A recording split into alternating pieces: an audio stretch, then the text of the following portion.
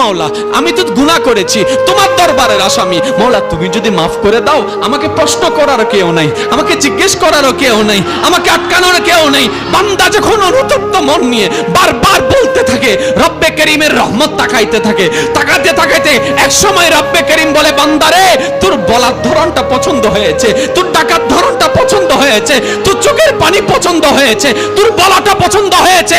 এবার মওলা বলে, আমি তোর সারা জীবনের কত গুনাহ করছিস? বান্দা বলে, মওলা 40,000 পার হয়ে গিয়েছে। কেউ বলে যে মওলা পাহাড় পরিমাণ হয়েছে, কেউ বলে যে মওলা আসমান পরিমাণ হয়েছে। এবার মওলা বলে যে আমি মাফ করে দিলাম, আমি মাফ করে দিলাম, আমি মাফ করে দিলাম, আমি মাফ করে দিলাম, আমি মাফ করে দিলাম, আমার বান্দাকে আমি মাফ করে দিলাম। ফেরেশতা বলে, মওলা এত বড় গুনাহগার, এত বড় আসামি, হাজার গুনাহগার, হাজারটা গুনাহ তওবা করেছে একবার, মাফ চেয়েছে একবার, তুমি মাফ করে দিলা, তুমি মাফ করে দিলা। রব্বে করিম বলে, মাফ করব না তো কি করব?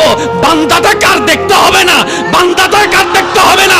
সে রহমানের কাছে মাফ চেয়ে যদি মাফ না পায়, তাহলে তো বিশ্বের কাছে মাথা নত হয়ে যাবে। আরে সে রহমানের বান্দা, জাত্তার বান্দা না, যে রহমান হচ্ছে ইন্নাল্লাহ আলা কুল্লি শাইইন কাদির। সুবহানাল্লাহ।